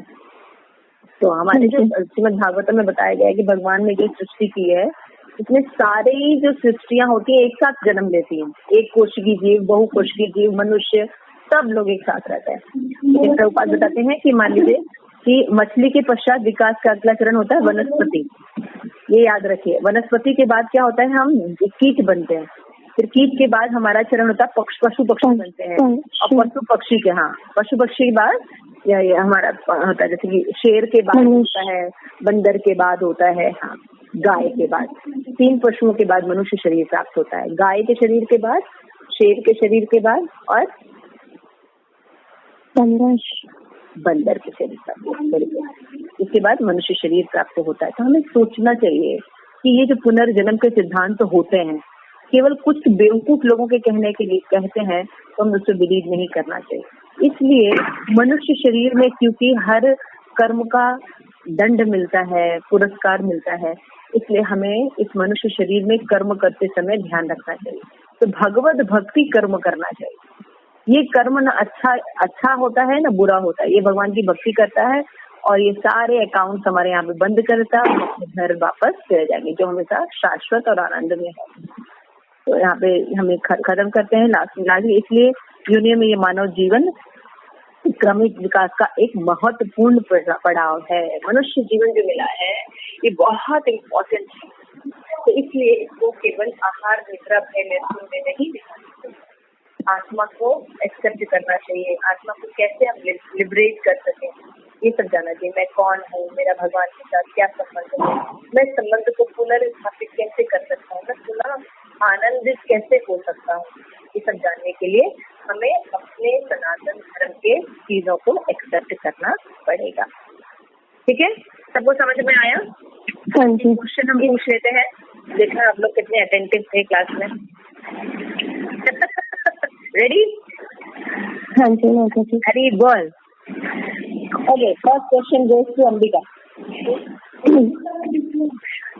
यस अंबिका, फर्स्ट क्वेश्चन पुनर्जन्म का सिद्धांत है, उसके लिए जो शरीर प्राप्त कौन रिस्पॉन्सिबल होता है, भगवान, जीव या प्रकृति?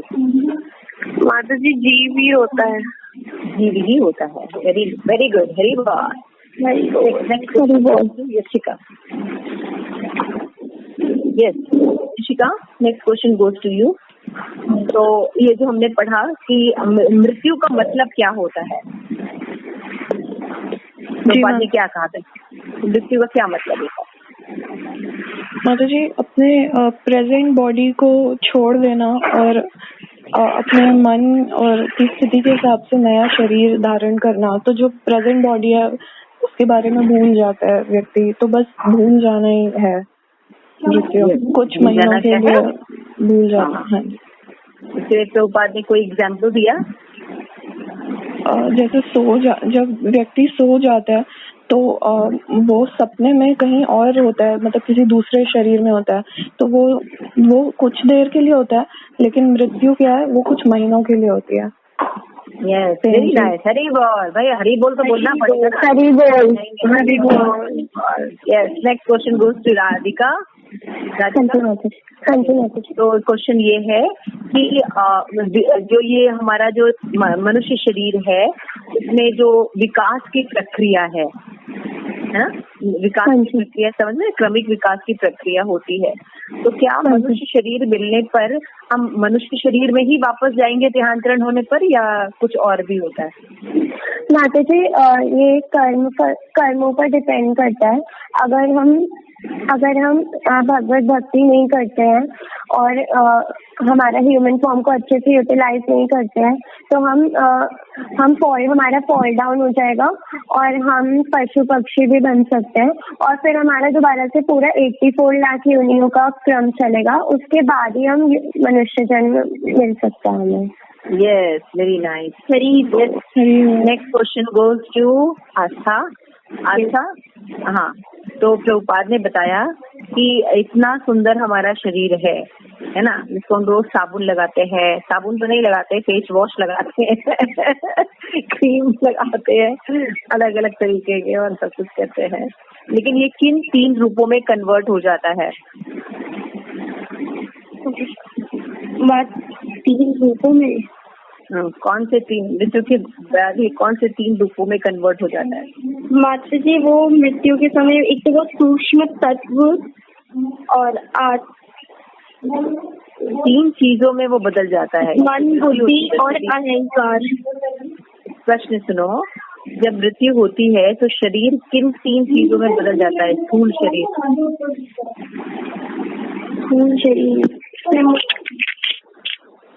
माता जी वो जो स्थूल शरीर है वो तो अपने अपने तत्वों में चला जाता है, तो वो जैसे कि वो मिट्टी में लौट जाता है।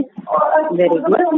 तो फिर माता जी जैसे 5 हमारा शरीर जो है वो 5 तत्वों से बना हुआ है, भूमि, जल, वायु, अग्नि और आकाश से। तो फिर तो यही हमारा जो हिंदू धर्म में तो जला दिया जाता है।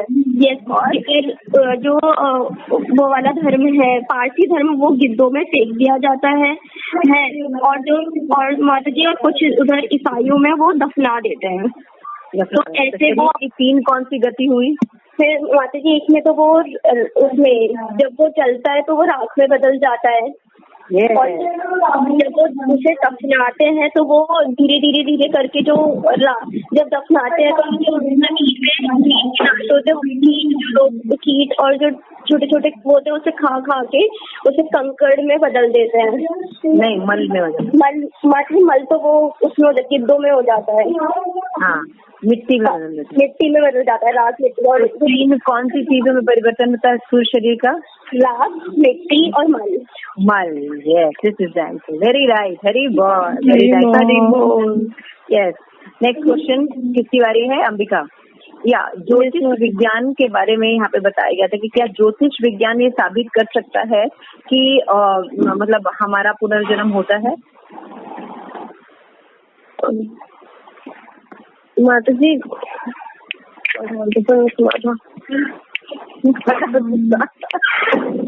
इतना सुना था माता जी की ये बताया हुआ था कि ज्योतिष में हमारी मतलब जितनी भी हम जब पैदा होते हैं तो सारे नक्षत्र देख करके ये बता दिया जाता है कि हमारी आगे की जो लाइफ होगी वो किस तरीके की होगी। यानी इसका क्या मतलब हुआ कि नक्षत्र या ज्योतिष विज्ञान भी ये डेवलप करता है कि पिछले कर्म नहीं बताते, ये पिछले जन्म के कर्म के कारण आपका ये गति हो रही है, शनि का प्रभाव है, ये है, पिछले जन्म का, इस जन्म का और फिर अगले जन्म का, तीनों सीढ़ी बता रहे हैं ना। ज्योतिष विज्ञान जो होता है ये समझाता है कि हाँ पुनर्जन्म होता है। Okay, next question goes to Yashika माता जी। कुछ लोग पुनर्जन्म के सिद्धांत को क्यों नहीं एक्सेप्ट करते? क्योंकि माता जी अभी जैसे वो आराम से रह रहे हैं, वो कंफर्ट्स को उन्हें छोड़ना पड़ेगा और थोड़ा तपस्या वाला जीवन अपनाना पड़ेगा, तो वो इसलिए इसको नहीं एक्सेप्ट करते और अपना वैसे ही लाइफ स्पेंड करते हैं जैसे वो कर रहे हैं। तो अगर ये लोग एक्सेप्ट नहीं करते तो क्या चीजें दो कौन से सिद्धांत एक्सेप्ट करते हैं? क्या माता जी एक बार फिर से कहना। अगर ये लोग पुनर्जन्म के थ्योरी को एक्सेप्ट नहीं करते तो क्या 2 सिद्धांत को एक्सेप्ट करते हैं? ये एक्सेप्ट करते हैं कि जब उनके ऊपर प्रॉब्लम्स आती हैं तो ये समझते हैं कि वो इस दुनिया में कलेशी हैं, और दूसरा निर्विशेषवादी। क्या राह वो अपनाते हैं? क्या 2 राह वो अपनाते हैं? शून्यवाद और निर्विशेषवाद के दर्शन को अपनाते हैं। शून्यवाद निर्विशेषवाद एक हो गया, और दूसरा आत्महत्या करते हैं।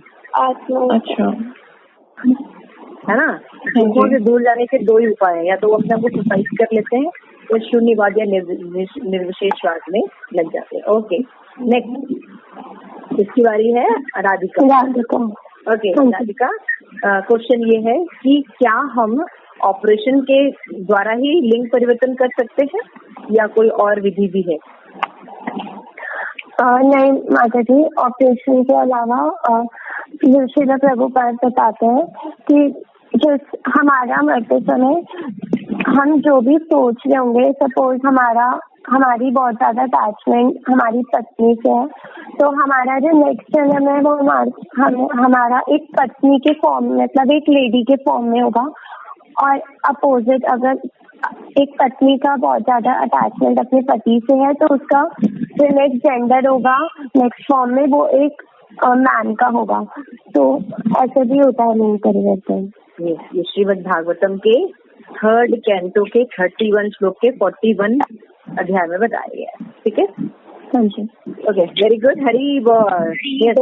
अब किसकी बारी है? नेक्स्ट आस्था माता। ओके आस्था माता जी, यदि अगर हमारा इस जीवन में, सांसारिक जीवन में बहुत ज्यादा आसक्ति है तो मृत्यु, क्या ऐसी सिचुएशन में बॉडी चली जाती है? माता जी, जब हम ना मृत्यु को माता जी हम एक्सेप्ट नहीं कर पाते तो हम अति मूर्छा वाले मोड में चले जाते हैं, हम एक कोमा वाले मोड में चले जाते हैं। Very right. जब हम एक्सेप्ट नहीं कर पाते कि नहीं अब मृत्यु आ रही है तो हम उस चीज को थोड़ा सा दूर लाने के लिए कुछ समय के लिए हम वही कोमा वाले मोड में जाते हैं। Very right. हरि बोल टू आस्था। हरि बोल। Very actually. ओके, नेक्स्ट किसका है? अंबिका। हमने एक थ्योरी पढ़ी कि हम शरीर नहीं आत्मा है और आत्मा की कभी भी हत्या नहीं की जा सकती, ये मरती नहीं है, सदैव अमर रहता है। तो इस थ्योरी के बेस पर हम क्या करते हैं? पशुओं का वध कर देते हैं। तो क्या ये सही है? और नहीं तो माता जी, इसमें ये होता है कि अगर हमने किसी का वध करा है तो अब ये मतलब ये होता है कि फिर वही हम कोई ना कोई ऐसी सिचुएशन बन जाएगी कि हम उसकी जगह पे होंगे और फिर हमारे साथ में ये कहीं ना कहीं हो रहा होगा। और एक चीज मैंने बताई थी, बहुत इम्पोर्टेंट भी कहा था उसको, कि यदि हम किसी पशु को मारते हैं तो उसकी क्रमिक विकास को हम रोक देते हैं, है ना? क्रमिक विकास को हम रोक देते हैं। तो उसके विकास को जब हम रोक देते हैं तो उसको फिर से इस योनि में आना पड़ता है और अपनी विकास की प्रक्रिया पूरी करनी पड़ती। तो हम एक तरह से पाप कर रहे हैं। अबॉर्शन वाला एग्जाम्पल भी दिया था, अबॉर्शन का भी एग्जाम्पल बताया था और भी चीजें बताई थी। Okay, next question goes to, किसकी बारी है? Yashika. Okay Yashika, this is last question. तो हमें प्रभुपाद ने क्रमिक जैविक विकास बताया है, क्रम बताया है ना? मछली से बताइए। फिश के बाद हमें प्लांट लाइफ मिलती है, फिर कीट शरीर इंसेक्ट, उसके बाद पक्षी bird, beast and then human form of life. तो लास्ट क्वेश्चन किसकी बारी है? Radhika. So what is the importance of human form? मनुष्य शरीर की क्या उपयोगिता है? माता जी, मनुष्य शरीर की ये इम्पोर्टेंस है कि हम इसी फॉर्म में, ह्यूमन फॉर्म में, ये जान सकते हैं कि हम रियलिटी में कौन है, भगवान कौन है और हमारे साथ भगवान का संबंध क्या है और हम ये सफरिंग क्यों कर रहे हैं। हम पशु जीवन में ये सब नहीं जान सकते और इस जन्म, मनुष्य जन्म में ही हम भगवत धाम जा सकते हैं। हाँ जी, ये दूसरी अपॉर्चुनिटी है। Yes, very right. हरी बोल। Thank you so much. आप सभी बड़े उत्साह के साथ इसे पार्टिसिपेट किया। आप लोग अगर साथ में होते तो हम लोग कुछ प्रसाद वगैरह सर्व करते आप लोग। I am very happy. I hope आप लोगों ने भी ये आत्मा की जो रहस्यमय यात्रा है कई टॉपिक्स हमने आज पढ़े कि ये जीवन जो है कौन के बराबर होता है ना। फिर हमने देखा कि मृत्यु का अर्थ मतलब क्या होता है, विस्मृति होता है। लेकिन हमें अपना जो शरीर है वो कैसे प्राप्त होता है, हमारे अपने कर्मों के हिसाब से प्राप्त होता है। क्या मनुष्य शरीर पाकर हम कौन सी योनि में जाते हैं, विकास प्रक्रिया क्या है, वैज्ञानिक क्यों नहीं समझ सकते, या पुनर्जन्म की थ्योरी को अगर हम नहीं एक्सेप्ट करें तो क्या भयावह स्थिति होती है, या मृत्यु के समय 3 स्टेजेस में ही शरीर का त्याग हो जाता है ना। ज्योतिष विज्ञान के बारे में हमने पढ़ा कि उसका क्या प्रूफ करता है कि पुनर्जन्म का सिद्धांत होता है। फिर हमने देखा कि मतलब हमारा विचार जो है यही हमारे भावी शरीर को तय करता है। लेकिन कुछ लोग हैं जो इस थ्योरी को बिलीव नहीं करते हैं, लेकिन प्रभुपाद कहते हैं ऐसा होता है, नहीं करेंगे तो हम चाहेंगे कि हमें और मिल जाए, हमें थोड़े दिन और मिल जाए, तो फिर हम कॉमा के स्टेज में रहते हैं। हम अगर लिंग परिवर्तन करना चाहते हैं तो उसके लिए हमें ऑपरेशन कराने की जरूरत नहीं है, हमारी हम क्या सोच रखते हैं, क्या शक्ति है, यही डिपेंड करती है। और जैसे हम स्वप्न में, ड्रीम्स में भी हम देख सकते हैं, और हमें देखते हैं कि भूत प्रेत और आत्महत्या कर लेते हैं अगर हम, तो हमारी क्या गति होती है, शरीर जो बदलता है तो उसकी क्या थ्योरी होती है। अगर हम बहुत बड़े पॉलिटिशियन भी हैं तब भी अगर हम शरीर बदलते हैं तो हमें सारी चीज की विस्मृति हो जाती है, पुनः वो चीजें प्राप्त नहीं हो सकती। पशु हत्या हमें नहीं करनी चाहिए कि आत्मा अमर है इस सिद्धांत के अनुसार। और विकास की एक प्रक्रिया है, उस प्रक्रिया में ही हमारा विकास होता है। और हमने आप लोगों को प्लस एडिशनल भी कई नॉलेज दी है। उस नॉलेज में मैंने आपको बताया कि मनुष्य शरीर जो है कितना इम्पोर्टेंट है। मनुष्य शरीर में ही हम भगवत धाम वापस जा सकते हैं, हम पशु योनि में नहीं कर सकते। मनुष्य योनि में क्यों इतने नियम होते हैं, ये क्यों इतनी चीज बताई जाती हैं, लेकिन हम अपनी तुलना पशु से करते हैं, शेर से करते हैं। लेकिन हमें समझना चाहिए कि शेर भी अगर है या गाय भी है, इन है तो पशु है ना। मनुष्य योनि सबसे सर्वश्रेष्ठ योनि होती है, और हमें ये योनि इसलिए मिली है कि हम आत्म साक्षात्कार कर सके, हम पुनर्संबंध स्टैब्लिश कर सके और अपने घर वापस जा सके। बाकी किसी योनि में नहीं होती है। और ये सबसे हाईएस्ट स्पीशीज है, सबसे दुर्लभ मानव शरीर होता है। और फिर हमने विकास की प्रक्रिया में पढ़ी थी कि विकास की प्रक्रिया कितनी लंबी और चौड़ी होती है और कितने दुख होते हैं। पशु योनि में कर्म बंधन नहीं लगता, मनुष्य योनि में कर्म बंधन लगता है। इसलिए हमें अपने कर्मों के लिए बहुत अलर्ट रहना चाहिए। इसलिए ये समझना चाहिए कि पुनर्जन्म का जो सिद्धांत है वो होता है। ठीक है, थैंक यू सो मच।